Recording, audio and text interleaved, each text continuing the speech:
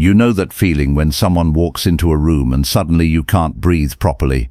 When your heart starts racing not from excitement but from something deeper, something you can't name. When every rational part of your brain screams that this person is wrong for you, yet you find yourself drawn to them like a moth to a flame that will inevitably burn you. What if I told you that your addiction to her isn't really about her at all? You've been here before. Different face, same feeling. The obsessive thoughts that keep you awake at 3 a.m., the way you check your phone every 30 seconds hoping for a message, the pit in your stomach when she doesn't respond immediately, the high when she finally does. You tell yourself this time is different, but something inside you knows better. This is your pattern. This is your prison. Carl Jung, one of the greatest scholars of the human mind, understood something that most people spend their entire lives avoiding. He knew that we don't fall in love with people. We fall in love with parts of ourselves that we can't see, can't accept, can't heal. We become addicted to others because they carry something we desperately need to reclaim within ourselves. Right now, as you're listening to this, you probably feel that familiar resistance rising up. Your mind wants to argue. It wants to tell you that your situation is different, that your feelings are real, that this connection is special. And in a way, you're right. It is special, but not for the reasons you think. Ask yourself this question and answer honestly. What is it about her that you can't let go of? Is it her confidence when you feel insecure?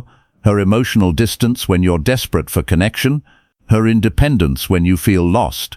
Her chaos when your life feels too controlled? Her calmness when everything inside you is screaming? Take a moment, really think about it. The truth is, you're not addicted to her personality, her body, or even her love. You're addicted to seeing parts of yourself reflected back to you, parts that you've buried so deep you forgot they existed. She becomes a mirror, showing you everything you think you lack, everything you believe you need from outside yourself to feel whole. This is what Jung called projection. You take the qualities you've rejected in yourself and project them onto another person. Then you become obsessed with that person because, unconsciously, you're trying to reclaim what was always yours to begin with. But here's where it gets complicated. The very qualities that attract you to her are often the same qualities that will eventually drive you away. The confidence you worship becomes the arrogance you resent. The mystery you find intoxicating becomes the emotional unavailability that leaves you empty. The independence you admire becomes the distance that makes you feel abandoned. This isn't coincidence. This is your psyche trying to heal itself through the most painful method possible. You see, Jung understood that we all carry within us what he called the shadow, the parts of ourselves we've deemed unacceptable, the aspects of our personality we've pushed into the darkness because they felt too dangerous, too shameful, or too overwhelming to acknowledge. These shadow aspects don't disappear when we ignore them. They grow stronger in the darkness, and they influence our choices in ways we can't even recognize. When you become addicted to someone, you're actually becoming addicted to your own shadow. She represents everything you've told yourself you're not allowed to be. If you've learned to be the good one, the responsible one, the people pleaser, then you'll find yourself magnetically drawn to someone who embodies freedom, rebellion, or emotional authenticity, even if that authenticity feels chaotic or destructive. Think about your childhood for a moment. What were you not allowed to be? What parts of yourself did you learn to hide, to earn love, approval, or safety? Were you not allowed to be angry? Were you taught that your needs didn't matter? Did you learn that love was something you had to earn through perfect behavior? Were you punished for being too emotional, too sensitive, too much? Those rejected parts of yourself didn't die. They went into hiding, waiting for the right person to come along and give them permission to exist again. But instead of reclaiming these parts directly, you try to possess them through another person. You try to love them in her because you can't love them in yourself. This is why the addiction feels so intense, so all-consuming. You're not just wanting her, you're trying to retrieve lost pieces of your soul. Every time she pulls away, you experience it as a death, because in a very real sense it is. The parts of yourself that you can only access through her are being threatened with annihilation. Your nervous system doesn't distinguish between losing her and losing yourself. To your unconscious mind, they're the same thing. This is why you can't just move on or get over it, like well-meaning friends suggest. This isn't about willpower or self-control.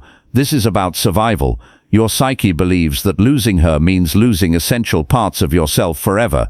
But what if I told you that this belief is both completely understandable and completely wrong? The parts of yourself that you see in her, the qualities that make you feel alive when you're with her, the aspects of life that she seems to embody so effortlessly, these don't belong to her. They never did. They're yours. They've always been yours. You've just forgotten how to access them directly. This is what makes the addiction so cruel and so beautiful at the same time. It's cruel because it keeps you trapped in a cycle of dependency, always seeking from the outside what can only be found within. But it's beautiful because it's showing you exactly what you need to heal, exactly what you need to reclaim, exactly who you're meant to become. She's not your salvation. She's your teacher. She's not your missing piece. She's your mirror. She's not your drug. She's your symptom. The real question isn't how to get her back or how to make her love you. The real question is, what is she reflecting back to you about yourself that you haven't been willing to see? Maybe she reflects a confidence you've never allowed yourself to feel. Maybe she embodies an emotional freedom you've always envied but never claimed. Maybe she represents a creativity you abandoned, a wildness you tamed, a you silenced, a power you gave away. Jung believed that everything that happens to us, especially the painful things, especially the obsessive things, is trying to teach us something about our wholeness. Your addiction to her isn't a weakness or a flaw in your character. It's your unconscious mind's desperate attempt to guide you back to parts of yourself you've been separated from for too long. But here's the part that might be hard to hear. As long as you're trying to find these qualities in her, you'll never truly possess them. As long as you're dependent on her to feel whole, you'll remain fragmented. As long as you're addicted to the reflection, you'll never become the reality. This doesn't mean she's a bad person or that your feelings aren't real. It means your feelings are pointing you towards something much more important than a relationship. They're pointing you toward a reunion with yourself. Right now, part of you is probably feeling angry at this idea. Part of you wants to reject it completely. That's normal. That's expected. Your ego has invested so much in the story that she's special, that this connection is unique, that you need her to survive. Letting go of that story can feel like letting go of hope itself. But what if letting go of the story is actually the beginning of real hope? What if the very qualities that make her irresistible to you are qualities you can cultivate within yourself? What if the confidence, the mystery, the emotional authenticity, the freedom, what if all of these are not things you need to find in another person, but things you need to rediscover in yourself? This is where Jung's concept of individuation becomes crucial. Individuation is the process of becoming who you really are beneath all the conditioning, all the people-pleasing, all the roles you've played to survive and be accepted. It's the process of integrating your shadow, reclaiming your projections, and becoming whole. But individuation isn't comfortable. It requires you to face the parts of yourself you've spent years avoiding. It requires you to feel the emotions you've been numbing. It requires you to speak the truths you've been swallowing. It requires you to disappoint people who prefer your smaller, safer version. This is why most people choose addiction over individuation. Addiction feels easier, at least in the short term. It's easier to obsess over someone else than to do the hard work of becoming yourself. It's easier to project your power onto another person than to claim it directly. It's easier to remain a victim of your patterns than to take responsibility for changing them. But you're not most people. If you were, you wouldn't be here, listening to this, feeling the uncomfortable recognition that these words are stirring something inside you.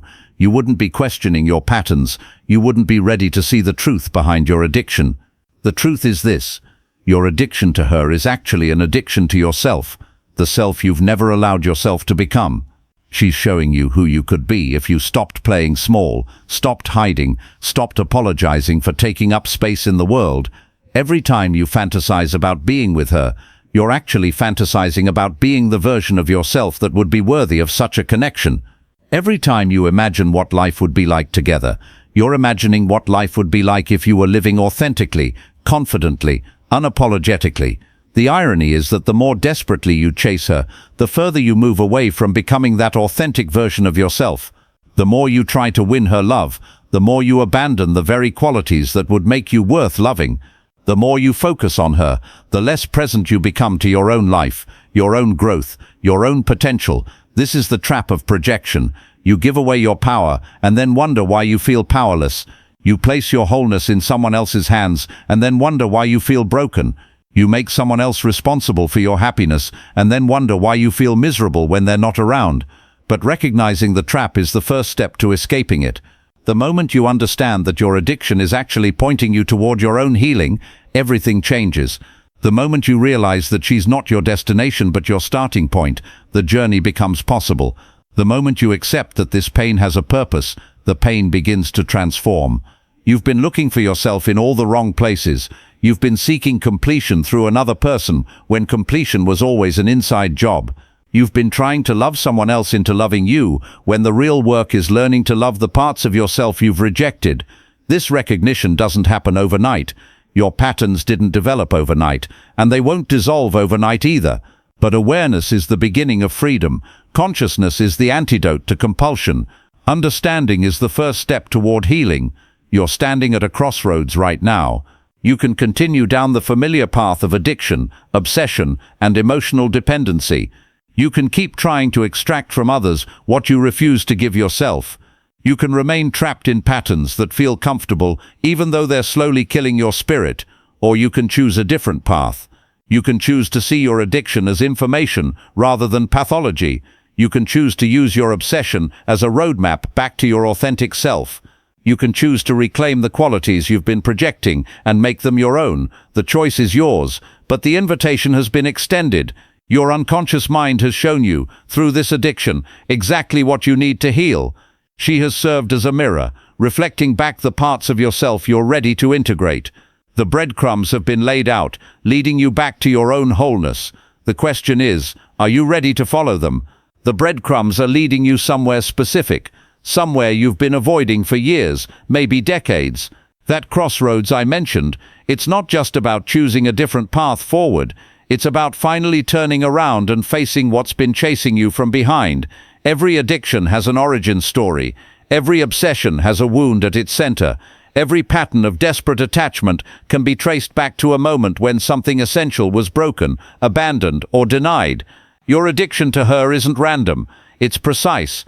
It's your psyche's attempt to heal something that happened long before she ever entered your life.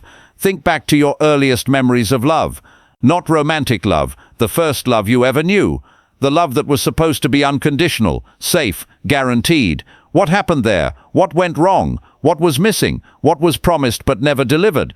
Jung understood that our adult relationships are essentially elaborate attempts to resolve our childhood wounds.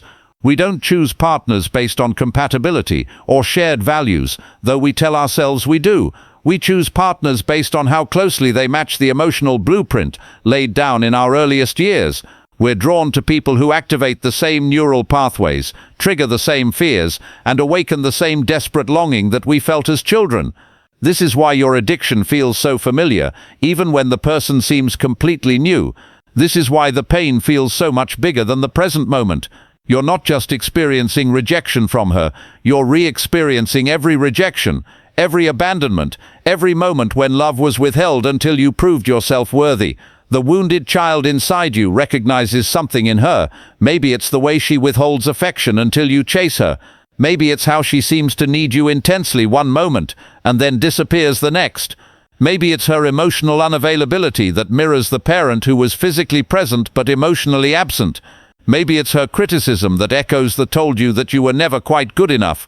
Your nervous system doesn't distinguish between past and present when it comes to emotional wounds. To your unconscious mind, she is every person who ever made love feel conditional, dangerous, or impossible to trust. She is the parent who praised you only when you performed perfectly. She is the caregiver who threatened to leave when you expressed your needs. She is the authority figure who made you believe that love was something you had to earn through sacrifice and self-abandonment. This is why you can't just walk away, even when your rational mind knows you should. Walking away from her feels like walking away from your last chance to finally get it right, to finally earn the love that was denied to you all those years ago. Your inner child believes that if you can just love her perfectly enough, if you can just meet all her needs while neglecting your own, if you can just prove your worth through endless giving and endless patience, then maybe, finally, you'll receive the unconditional acceptance you've been craving your entire life. But here's the cruel irony: the very strategies you learned to survive childhood are the same strategies that make adult love impossible. The hypervigilance that kept you safe in an unpredictable home becomes the anxious attachment that pushes partners away. The people-pleasing that earned you scraps of approval becomes the self-abandonment that makes you unattractive to healthy people. The emotional numbness that protected you from overwhelming pain becomes the disconnection that prevents genuine intimacy. You learned to love in a broken way because you were taught love by broken people. This isn't their fault, and it isn't your fault. Hurt people, and wounded people wound people, often without any conscious intention to cause harm. Your parents, your caregivers, your early influences, they were doing the best they could with their own unhealed wounds, their own unconscious patterns, their own childhood programming. But understanding this doesn't make the wound any less real. It doesn't make the pain any less valid. It doesn't make your current addiction any less consuming. If anything, it makes it more understandable why you're caught in this cycle. You're not weak for being addicted to her. You're human. You're responding to present-day triggers with survival strategies that were developed when you were too young to know any better. Jung called this the complex, an autonomous cluster of thoughts, feelings and behaviors organized around a core wound. Your addiction complex was formed in childhood, but it lives in your adult body. It gets activated by specific triggers, and when it does, it takes over your entire system. Suddenly, you're not a grown adult with choices and agency. You're a child again, desperate for love, willing to do anything to avoid abandonment. This is why you lose yourself so completely when you're around her. This is why you say yes when you mean no, why you pursue when you should retreat, why you ignore red flags that would be obvious to anyone else. You're not operating from your adult self. You're operating from your wounded child self, using strategies that made sense when you were 7, but are destroying your life at 37. The child in you sees her emotional unavailability and interprets it as a challenge to overcome.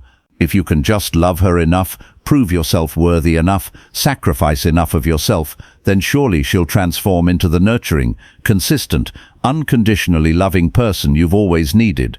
The child in you doesn't understand that you're trying to heal your relationship with one person by controlling another person. The child in you doesn't realize that you're attempting to resolve a wound that can only be healed from within. But there's something even more specific happening here. Jung recognized that we all carry within us what he called the anima and animus, the contrasexual aspects of our psyche. The anima is the feminine principle within men. The animus is the masculine principle within women. These aren't just psychological concepts, they're living, breathing parts of your inner world that influence every relationship you have. When these aspects of yourself are underdeveloped, wounded or repressed, you project them onto others and then become addicted to the projection. If you're a man who was taught to suppress his emotional, intuitive, creative side, you'll be irresistibly drawn to women who embody these qualities. If you're a woman who was taught to suppress her assertive, independent, powerful side, you'll find yourself obsessing over men who seem to possess these traits effortlessly. The addiction isn't really to the person, it's to the disowned part of yourself that they represent. You're trying to experience your own completeness through someone else's being. You're attempting to feel whole by merging with another person instead of integrating the missing pieces within yourself. This is why the relationship feels so intense, so necessary, so life or death. You're not just afraid of losing her, you're afraid of losing access to parts of yourself that you can only experience through her. Without her, you feel like half a person. With her, you feel temporarily complete. But temporary is the key word here. No one can carry your disowned aspects forever. No one can be responsible for your wholeness indefinitely. No one can maintain the energy required to be someone else's missing piece. Eventually, they'll get tired. Eventually, they'll want to be seen for who they actually are, rather than what they represent to you. Eventually, they'll need to focus on their own life instead of serving as a repository for your projections. When this happens, when they start pulling away from the role you've unconsciously assigned them, your world starts to collapse. Not because you're losing them, but because you're losing your only access to parts of yourself. The panic you feel isn't about romantic rejection, it's about psychological fragmentation. Your psyche is screaming that essential parts of you are about to disappear forever. This is when the addiction becomes most intense. This is when you start doing things that make no rational sense, calling when you know you shouldn't, showing up uninvited, sacrificing your dignity for just one more moment of connection. You're not being dramatic or pathetic. You're fighting for your psychological survival with the only tools you have. But what if I told you that the very intensity of your addiction is proportional to how much you've abandoned yourself? What if the depth of your obsession is directly related to how far you've moved away from your authentic nature? What if your desperation for her is actually your soul's desperation to be reunited with the parts of yourself you've rejected, suppressed, or forgotten? Every quality that makes her irresistible to you is a quality you possess but have learned to hide. Every aspect of her personality that you worship is an aspect of your own personality that you've been taught to suppress. Every way she makes you feel when you're with her is a way you could feel all the time if you gave yourself permission to be fully human. Think about it. What draws you to her most? Is it her confidence? You have confidence buried beneath years of conditioning that taught you to doubt yourself. Is it her emotional authenticity? You have authentic emotions buried beneath years of being told that your feelings don't matter. Is it her independence? You have independence buried beneath years of learning to seek approval from others. Is it her creativity? You have creativity buried beneath years of being told to be practical and responsible. She's not special because she possesses these qualities. She's special because she's given herself permission to express them. She's not different from you because she's more confident, more authentic, more free. She's different because she hasn't learned to apologize for taking up space in the world. But here's where it gets complicated. The very qualities you admire in her are often the qualities that make the relationship impossible. Her confidence might manifest as an inability to be vulnerable. Her independence might show up as an incapacity for intimacy. Her authenticity might express itself as emotional volatility that keeps you walking on eggshells. This isn't accidental. This is your unconscious mind choosing someone who embodies both your greatest longing and your deepest fear. Part of you is drawn to her strength because it represents the strength you've abandoned in yourself. But another part of you is terrified of her strength because it reminds you of the person who used their power to hurt you in childhood. You're simultaneously attracted to and repelled by the same qualities. You want her confidence, but you're threatened by it. You crave her independence, but you're abandoned by it. You're fascinated by her emotional intensity, but you're overwhelmed by it. You're caught in a psychological double bind where getting what you want means facing what you fear most. This is why these relationships are so turbulent, so push-pull, so emotionally exhausting. You're not just navigating a relationship with another person, you're navigating your relationship with disowned parts of yourself. You're not just dealing with her triggers, you're dealing with wounds that were carved into your psyche decades ago. Jung understood that these archetypal patterns repeat themselves across generations until someone becomes conscious enough to break the cycle.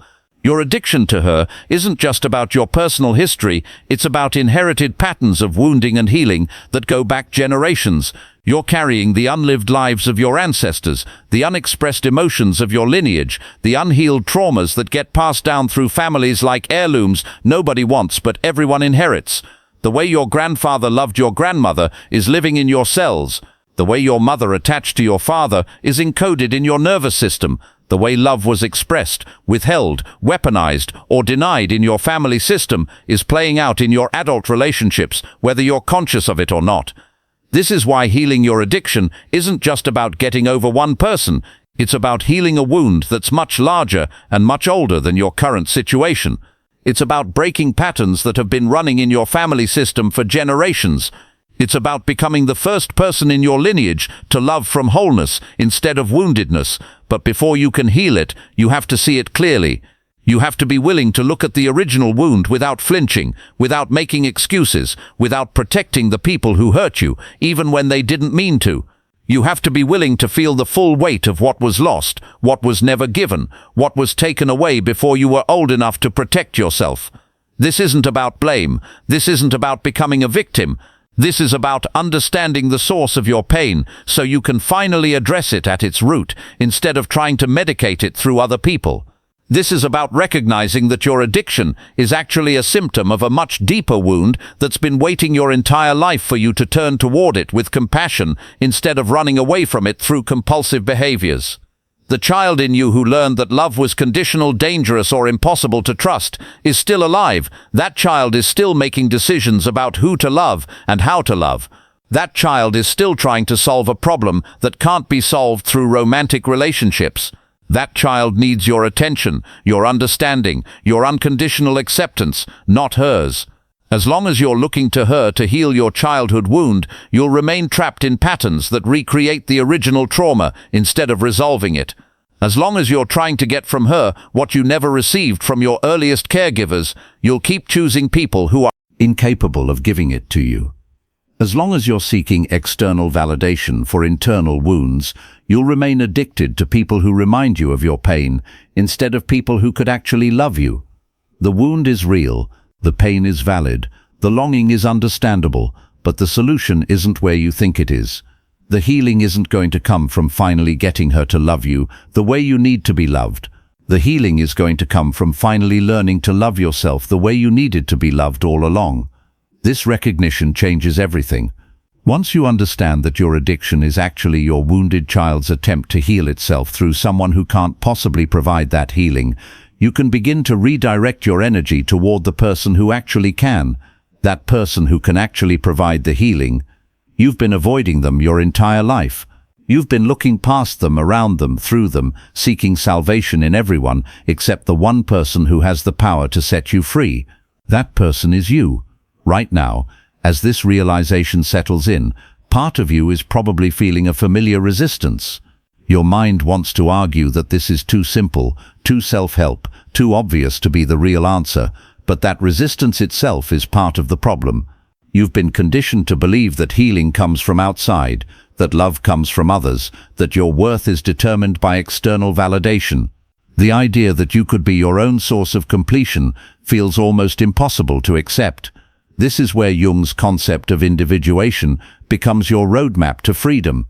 Individuation isn't just a psychological theory, it's a practical process of becoming whole by reclaiming the parts of yourself you've projected onto others. It's the act of taking back your power, your completeness, your authentic nature from the people you've been trying to possess it through. But individuation requires something most people aren't willing to do. It requires you to feel the full weight of your original wound without trying to numb it, fix it, or make it someone else's responsibility. It requires you to sit with the pain of what was lost, what was never given, what was taken away before you could protect yourself. It requires you to grieve not just the relationship you'll never have with her, but the relationship you never had with your earliest caregivers. This grief isn't weakness. This grief is liberation. Every tear you've been holding back for decades is a step toward freedom. Every emotion you've been suppressing is energy that's been trapped in your system, keeping you stuck in patterns that no longer serve you. Feeling your feelings isn't falling apart, it's falling together. The wounded child inside you has been waiting your entire life for someone to finally see their pain, validate their experience, and promise them that they're worthy of love exactly as they are. You've been looking for that person in romantic partners, but they were never equipped to heal a wound they didn't create. Only you can give your inner child what they've been desperately seeking. Start here. What would you say to a 7-year-old version of yourself who was learning that love was conditional? What would you tell that child who was being taught that their needs didn't matter? How would you comfort the part of you that was abandoned, criticized, or made to feel like they were too much or not enough? Whatever you would say to that child, say it now. Whatever comfort you would offer, offer it now. Whatever unconditional love you would give it now. This isn't imagination or therapy speak. This is practical shadow work. This is how you begin to reclaim the parts of yourself you've been seeking in others. The confidence you see in her and desperately want to possess, it's already inside you, buried beneath years of conditioning that taught you to doubt yourself. The emotional authenticity that draws you to her like a magnet, it's your birthright, hidden under layers of people-pleasing and performance. The independence you worship in her, it's your natural state, obscured by decades of seeking approval and validation from others. Every quality you're addicted to in her is a quality you already possess, but have learned to suppress. Every way she makes you feel when you're with her is a way you could feel all the time if you stopped abandoning yourself for others. Every moment of aliveness you experience in her presence is available to you right now, if you're willing to stop looking outside for what can only be found within. This is the paradox of projection. The very act of seeing these qualities in her proves that they exist within you. You can't recognize what you don't already possess. You can't be attracted to qualities that aren't already part of your essential nature. She's not showing you who she is. She's showing you who you've always been underneath all the conditioning, all the wounds, all the ways you've learned to make yourself smaller, to fit into a world that demanded your conformity. But reclaiming these qualities isn't as simple as positive thinking or self-affirmation. It requires practical integration work. It requires you to start acting from your authentic self instead of your wounded self. It requires you to make choices that honor your true nature instead of choices that seek approval from others. What would the confident version of yourself do in this situation? What would the emotionally authentic version of yourself say? How would the independent version of yourself respond to her pulling away? What would the creative version of yourself create? What would the powerful version of yourself choose? These aren't hypothetical questions. These are invitations to step into the fullness of who you actually are. Every time you choose to act from your authentic nature instead of your wounded patterns, you're taking back a piece of yourself that you've been projecting onto others. Every time you express a quality you've been admiring in her, you're proving to yourself that you don't need her to feel complete. This is where the real work begins, not in trying to win her back, not in analyzing her behavior, not in figuring out how to make her love you, but in learning to embody the qualities you've been seeking in her. This is active shadow integration. This is practical individuation. This is how you break free from the addiction, by becoming the person you've been trying to possess. The process isn't comfortable. Your ego will resist every step because it's invested in the story that you need her to survive. Your wounded child will protest because they're terrified of losing what feels like their only chance at healing. Your nervous system will activate because it's been programmed to interpret independence as abandonment, authenticity as danger, and self-love as selfishness. But comfort isn't the goal. Freedom is the goal. Wholeness is the goal. The ability to love from choice instead of compulsion is the goal. The capacity to be in relationship without losing yourself is the goal. The power to feel complete with or without another person is the goal. This requires you to do something you've probably never done before. Prioritize your relationship with yourself over your relationship with anyone else. This means saying no when you mean no, even if it disappoints others. This means expressing your needs clearly instead of hoping others will guess what you want. This means taking up space unapologetically instead of shrinking to make others comfortable. This means choosing your own approval over the approval of others. Every time you choose yourself, you're sending a message to your unconscious mind that you're worth choosing. Every time you honor your authentic nature, you're proving to your wounded child that they're lovable exactly as they are. Every time you act from wholeness instead of woundedness, you're breaking the generational patterns that have been running in your family system for decades. But what about her? What about this person who has consumed your thoughts, monopolized your energy, and become the center of your universe? What happens to them in this process of individuation? Something beautiful and terrifying happens. As you begin to reclaim the qualities you've been projecting onto her, she becomes less magnetic. As you start embodying the confidence, authenticity, and independence you've been seeking in her, she transforms from a goddess into a human being. As you heal your original wound, she loses her power to activate your deepest fears and most desperate longings. This doesn't mean you stop caring about her or that your feelings disappear overnight. It means your feelings change from addiction to appreciation, from desperation to discernment, from compulsion to choice. You begin to see her clearly for who she actually is, instead of who you need her to be. You start to notice the ways she's compatible with your authentic self and the ways she's not.